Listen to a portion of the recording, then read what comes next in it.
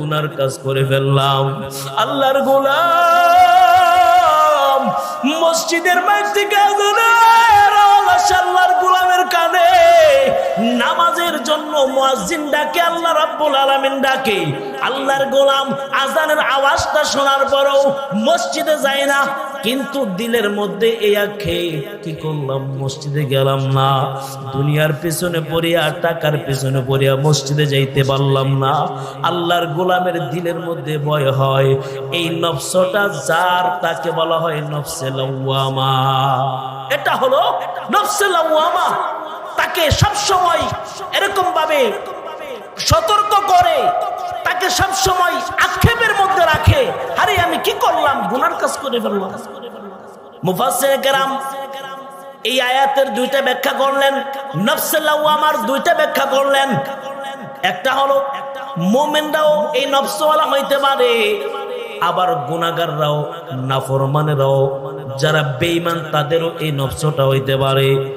বলে যারা নাকি নাফরমান গুনাহগার, যারা জাহান্নামের মধ্যে চলিয়া যায়, তারা ময়দানে মাশরে আল্লাহর আদালতে দাঁড়ায় বলবে, হায়রে কি করলাম, আমি তো আমার দুনিয়ার হায়াতটাকে যদি আমি নেক আমল দ্বারা কাটাইতাম, আলেম ওলামাদের সোহবতে কাটাইতাম, আমি যদি আল্লাহর গোলামি করতাম, তাহলে তো জাহান্নামী হইতে হইতো না।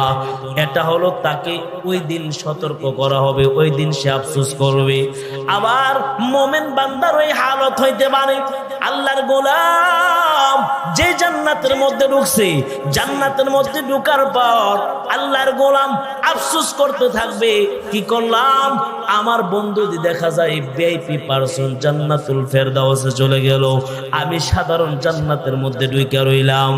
যদি আমি দুনিয়াতে আর একটু ভালো কাজ করতাম, যদি আমার আমলটা একটু বাড়ায় দিতাম, আমার জিকিরটা যদি আর একটু বাড়ায় দিতাম, নেক আমলটা যদি আর একটু বেশি করতাম, তাহাজ্জুদের নামাজটা পড়তাম, তাহলে আমিও তো জান্নাতুল ফেরদাউসে যাইতে পারতাম।